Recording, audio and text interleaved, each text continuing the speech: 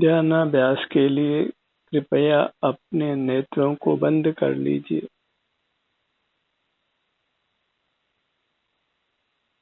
अंतर्दृष्टि कीजिए, अपना ही आलंबन कीजिए। सिर से पांव तक ये आप हैं, आनंद मूर्ति, परमात्मा मूर्ति।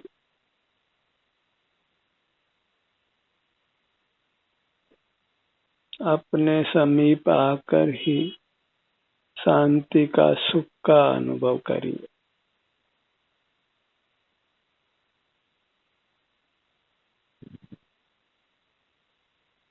और ये अनुभव परमात्मा होने का मार्ग है, जन्म मरण से मुक्त होने का, सर्व दुखों से मुक्त होने का, उत्तम सुख अनुभव करने का।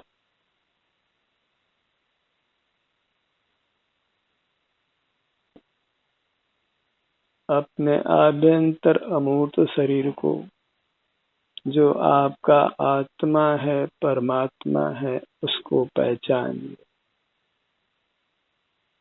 और अत्यंत प्रीति से उसके सन्मुख रहिए।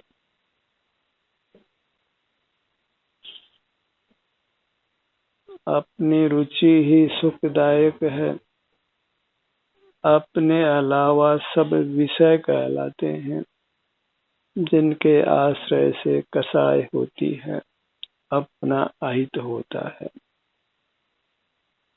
आत्म के अहित विषय कसाय, इनमें मेरी परिणति न जाए। मैं रहूं आप में आप लीन, यूं करो हो जो निजाधीन। एक ही प्रार्थना है कि मैं अपने अवलंबन से रहूं, स्वावलंबी रहूं, इंद्रिय जयी होकर रहूं। इंद्रियों का व्यवसाय नहीं हो, नेत्रों को बंद रखना है और मौन रहना है। हिलना डुलना भी नहीं है, बस अपना मुख अपनी ओर रखना है, अपने सिर से पांव तक अपनी सीमा में।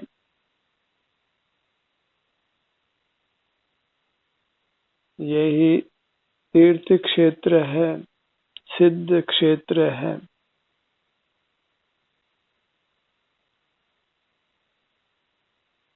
आप ही आपका देव है, अचिंत सुख का धारक। अपने सन्मुख होने से जो सुख अनुभव में आता है, वह वर्णनातीत है, वचनातीत है। इसलिए बाहर की दुनिया जो कि विषैली है, जिसके सन्मुख होने से हम नाना प्रकार के दुख भोगते हैं, नाना प्रकार की आपदाओं को भोगते हैं, बस बाह्य जगत से अपने आप को छुड़ाइए। इंद्रिय ज्ञान वही विष है और अपना अनुभव वही अमृत है।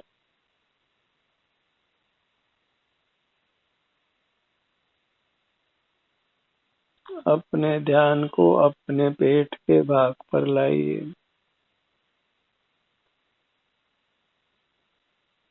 पेट के भाग पर आने से श्वसन क्रिया को बल मिलता है।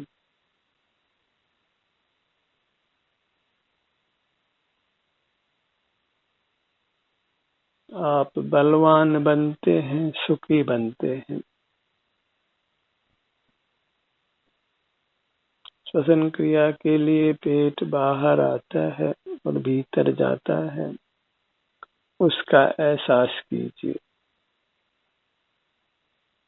इस एहसास में हम अपने सन्मुख रहते हैं, अपने आत्म प्रदेशों से युक्त रहते हैं।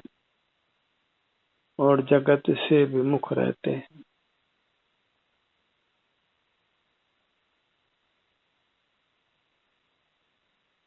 हमारा कर्तव्य मात्र अपने सन्मुख रहना है। इतने मात्र से ही हम प्रभुता को पाते हैं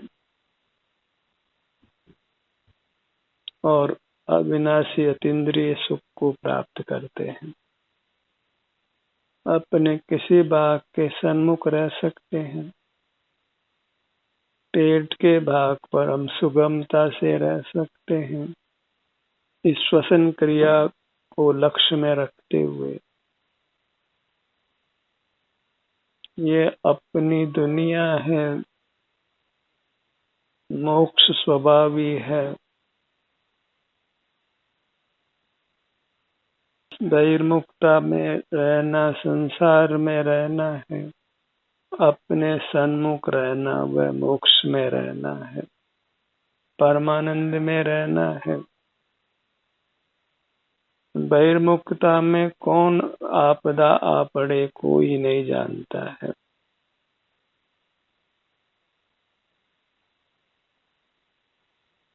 बैठे बैठे असमय में मरण होता है बहिर्मुख जीवों का।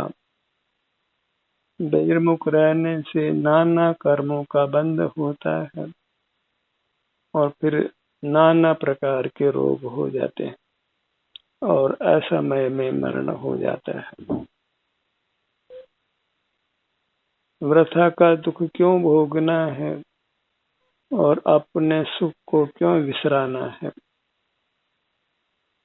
और पांव से मस्तक तक इतना सुख है जो कभी व्यतीत नहीं होता। जो जो अनुभव करते हैं त्यों त्यों बढ़ता ही जाता है। वृद्धिगत सुख मिलता है, बस अपने सन्मुख बने रहना है, अपना सुख ही भोगना है। विषय में सुख नहीं है, विषय के लक्ष्य से भी हम अपना ही सुख भोगते हैं, पर वह सुख विषाक्त हो जाता है जिसका अंत विरस होता है। अपने सुख को इस प्रकार विषाक्त नहीं करना है, प्रत्यक्ष भोगना है। विषय के लक्ष्य से सुख हमारा मलिन हो जाता है और अपने लक्ष्य से अपना सुख निर्दोष रहता है, पवित्र रहता है, निर्मल रहता है। इसलिए सिर से पांव तक बस इतने क्षेत्र को ही सदा अनुभव में रखिए और इसके लिए नेत्रों को बंद रखना है और फिर परमानंद में जीना है। किसी बाह्य वस्तु की आवश्यकता नहीं रहती और फिर इस प्रकार रहने से शरीर में कोई रोग कोई वेदना नहीं रहती। और इस प्रकार रहने से जब कर्मों का क्षय कर देते हैं, मूर्त कर्मों का, तो फिर हम निर्वाण को प्राप्त करते हैं, जन्म मरण से हमेशा के लिए मुक्त हो जाते हैं। अन्यथा कौन जानता है कौन कहाँ पैदा हो। नाना प्रकार की क्षुद्र योनियों उनकी ही बहुलता है। जरा सी विषय सुख की कामना, बहिर्मुख रहने की आदत हमको कहाँ ले जाकर पटकेगी कोई जानता नहीं है। और दूरदर्शी होना योग्य है। इसी प्रकार अंतर्मुख रहकर हम अपने उत्तम भविष्य की रचना कर सकते हैं, गारंटी के साथ में। क्योंकि जहाँ विषय का ग्रहण नहीं है वहाँ दुख नहीं है, जहाँ इंद्रिय ज्ञान वाला जीवन नहीं है वहाँ दुख नहीं है। बस अपने सन्मुख रहकर सुगमता से इंद्रिय जय करिए, जिनेंद्र बनिए। जिनेंद्र की उपासना करने के बजाय जिनेंद्र बनिए। जिनेंद्र बनना ही वास्तविक जिनेंद्र की उपासना करना है। कोई पिता ये नहीं चाहता है कि बेटा उसके व्यवसाय में हाथ न बटाकर केवल उसकी पूजा करे। तो कोई परमात्मा ये नहीं चाहेगा कि उसका भक्त भगवान नहीं बनकर उसकी पूजा ही करे।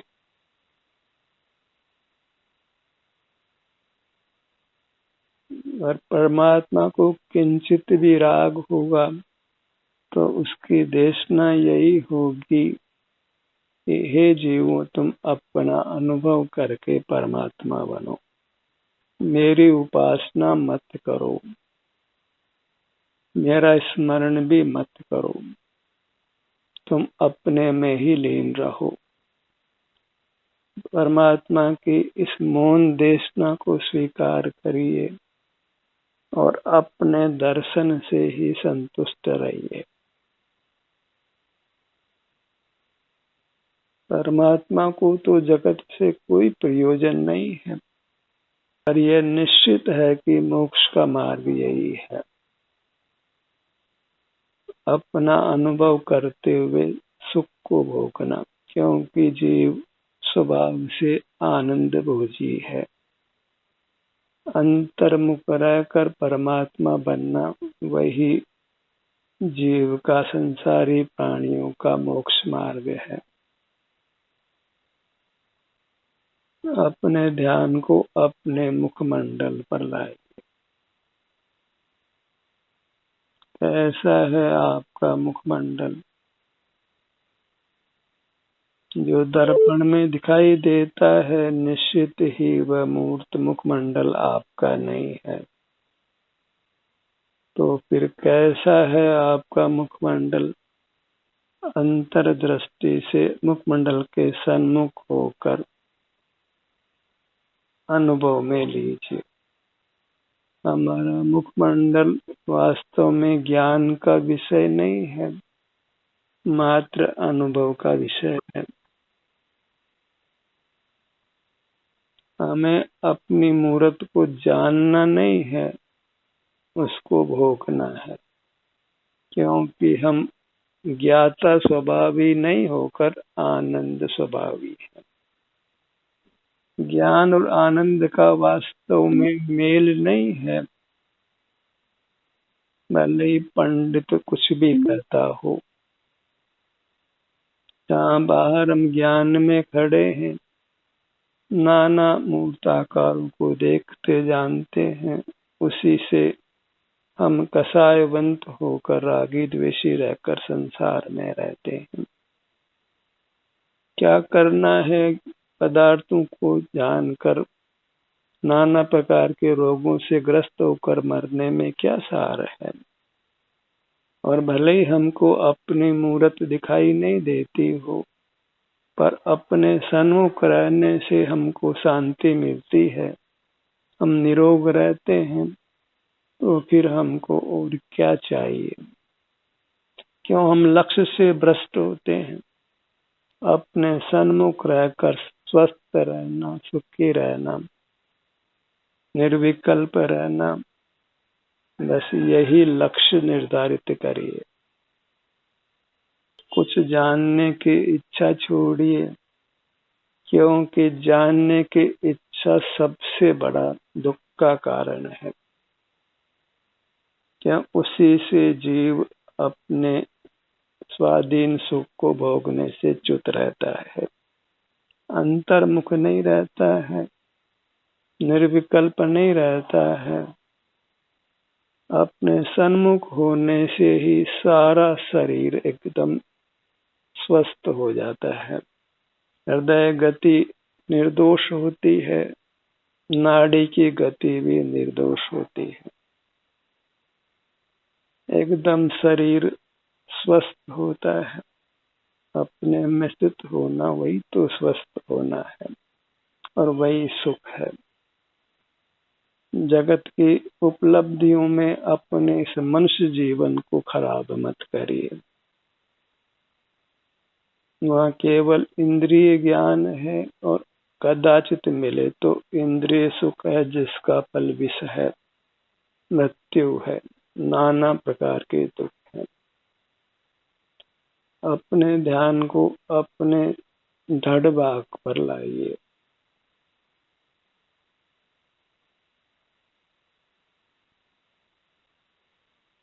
परमात्मा की मूर्त काया को भगवान के रूप में हमने देखा है, पर अपनी अमूर्त प्रतिमा को कभी भगवान के रूप में स्वीकार नहीं किया। जो साक्षात परमात्मा है, आनंद का पूर है, उसको हमने अनुभव में नहीं लिया। यदि अनुभव में लिया होता तो इस हाड़ मास की काया के बीच में रहना नहीं होता।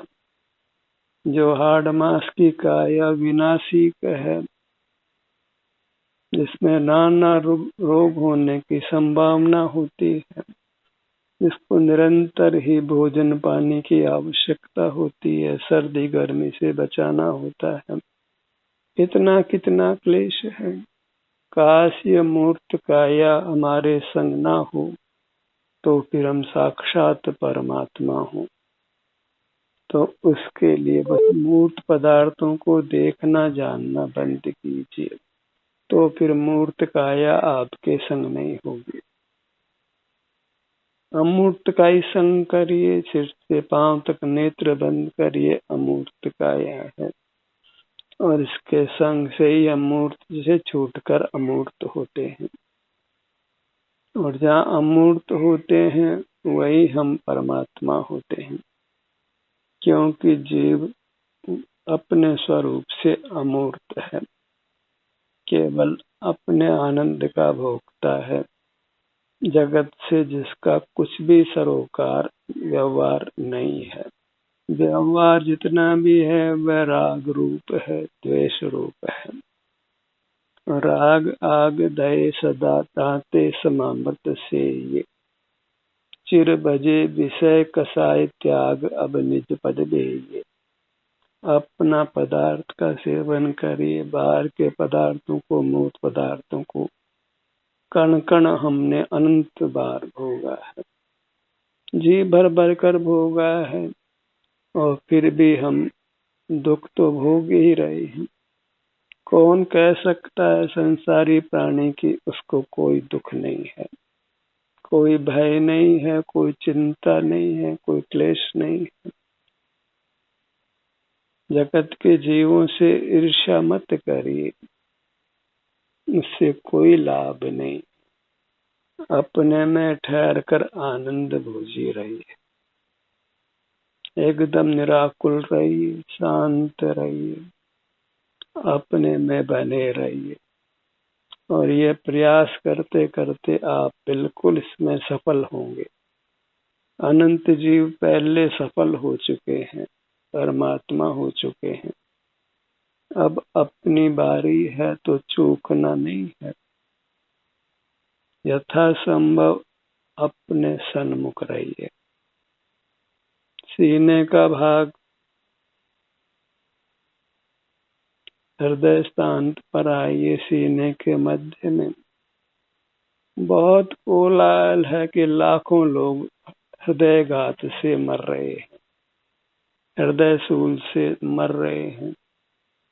तो अपने हृदय को स्वस्थ रखिए, हृदय स्थान से जुड़कर।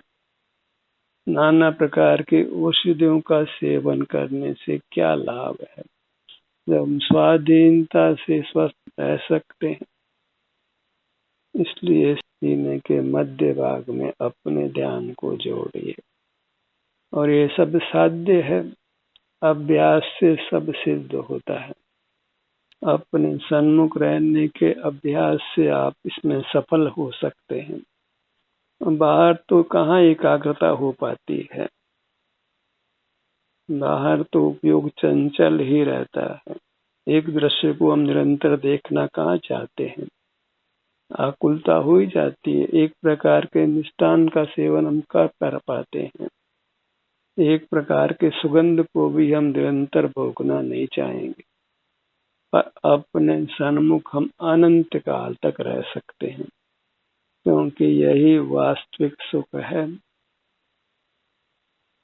पीठ के भाग पर आइए। विशाल है पीठ का भाग। पीठ के दर्द को नहीं भोगना चाहते हैं तो फिर पीठ के भाग का एहसास कीजिए। शरीर में विभिन्न अंगों में नाना प्रकार का दर्द वेदना होती है, क्यों भोगना है? कोई अवसर नहीं दीजिए शरीर में वेदना उत्पन्न होने का। अपने शरीर से युक्त रहेंगे तो वेदना उत्पन्न करने वाला कर्म आपका साथ छोड़ देगा और फिर कोई कारण ही उत्पन्न नहीं होगा वेदना होने का। क्या है कि हनुमान ऊपर विमान से गिरे तो धरती पर गिरे तो सिलाई टूट गई हनुमान का, बालक अवस्था में कुछ भी निकाल नहीं हुआ। ऐसा क्यों कर बना? क्योंकि उनके साथ वेदना उत्पन्न करने वाला कर्म नहीं था। सहज ही कोई भी कारण बने आपको वेदना नहीं होगी यदि आप अपने सन्मुख रहेंगे। हड्डियों के जोड़ भी वज्र जैसे हो जाते हैं जब आप अपने सन्मुख रहने का अभ्यास करते हैं। सर्दी गर्मी भी आपको बिल्कुल बाधा नहीं पहुंचा सकती है। पहले बात तो कोई प्रतिकूल कारण बनता ही नहीं है, और प्रतिकूल परिस्थिति कदाचित खड़ी भी होती है तो आपकी मूर्त काया भी इतनी सशक्त होती है कि उससे वह अप्रभावित रहती है। और मूर्त काया को भी सशक्त रखने का हेतु यही है कि भीतर की अमूर्त काया को सशक्त बनाया जाए, और उसके लिए बस अपनी अमूर्त काया के सन्मुख रहना है। अपने ध्यान को अपनी दोनों भुजाओं पर लाए और देखिए कि अपनी भुजाओं पर ध्यान लाने से आप बाहुबली होते हैं या नहीं होते। बाहुबली होने के लिए अपने भुजाओं पर अपने ध्यान को रोकिए, फैलाइए। अंगुलियों के अग्रभाग से कंधे तक आपकी हथेलियां भी मजबूत रहे और आप लौकिक कार्यों को भी उत्तमता से कर सकें, तो अपने हथेलियों के अनुभव को कीजिए। या जो भी संवेदना प्राप्त होती है सुखद या दुखद, उसके भोग से ही संतुष्ट रहिए। ये बराबर याद रखिए, अपने में ही अनुरक्त रहना है। निज में ही अनुरक्त बन, निज में ही संतुष्ट रहे, निज में ही बन तृप्त तू, उत्तम सौख्य हो जिससे तुझे।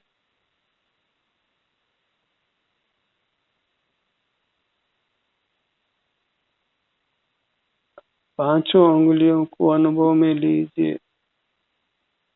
दूसरे हाथ की पांचों उंगलियों को भी अनुभव में लीजिए। 10 उंगलियों के अग्रभाग को अनुभव में लीजिए।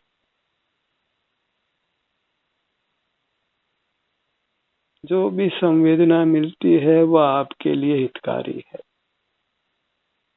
अपनी संवेदनाओं के ग्रहण करने से ही जीव संसार के दुखों से मुक्त होता है। पांचों उंगलियों के अग्रभाग को दूसरे पांचों उंगलियों के अग्रभाग से जोड़िए। अपने से अपना जोड़। पांचों उंगलियों का अग्रभाग दूसरे हाथ की पांचों उंगलियों के अग्रभाग से जोड़िए। जोड़कर कुछ समय तक ठहरिए और जो भी संवेदना मिलती है उसको अनुभव में लेते हुए रहिए।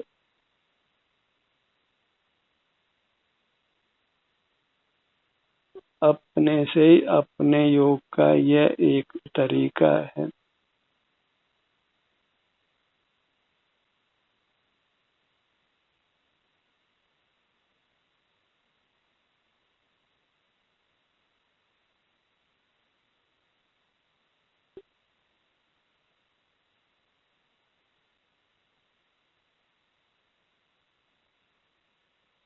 किसी भी मुद्रा में ठहरने से ही आपको उस मुद्रा में ठहरने का लाभ मिलता है। तो कुछ समय तक इस मुद्रा में ठहरिए। इससे आपका ध्यान अपनी उंगलियों पर ही बना रहेगा। आप अंतर्मुख रहेंगे और जहाँ अंतर्मुखता है वही आनंद है, वही मोक्ष का मार्ग है, वही परमात्मा होने का उपाय है। पांव की अंगुलियों से मस्तक तक इतना बड़ा क्षेत्र, इतनी बड़ी काया हमारे भोग के लिए है, फिर भी हम बाहर के जड़ पदार्थों को भोगने को तत्पर हो जाते हैं। यही वास्तव में हमारा अज्ञान है, मोह है, हमारी भ्रमणा है। प्रकृति ने हमको इतना बड़ा क्षेत्र दिया है जिसको हम अनंत काल तक भोग सकते हैं, अपनी पांवों की अंगुलियों के अग्रभाग से सिर तक। हर भाग में आपको उत्तम सुख मिलेगा, अविनाशी सुख मिलेगा। नाना विभाग करें तो नाना भोग की सामग्री आपको मिल जाती है, जो अत्यंत स्वाधीन है और उससे अत्यंत निर्दोष सुख आपको मिलता है। क्यों नहीं आप अपने भोग से ही संतुष्ट रहते हैं, उत्तम सुख को पाते हैं। जड़ पदार्थों के सेवन में जड़ता ही मिलती है, हम जड़ से ही मिल जाते हैं तो फिर जलने कटने का दुख खड़ा हो जाता है, भूख प्यास का दुख खड़ा हो जाता है। तो इन सब कष्टों से बचने के लिए अंतर्दृष्टि का अभ्यास प्रारंभ करिए, शुभश्यम शीघ्रम, और इस काम को पूर्ण करिए। मुझे परमात्मा होकर ही विश्राम लेना है। घर मठ बनिए, अपना अनुभव करना ही हमारा कर्म है। निर्दोष सुख भोगना, विषय के त्याग पूर्वक रहना, वही हमारा जीवन है। ध्यान का ये सत्र यहीं समाप्त होता है। आपकी सहभागिता के लिए धन्यवाद।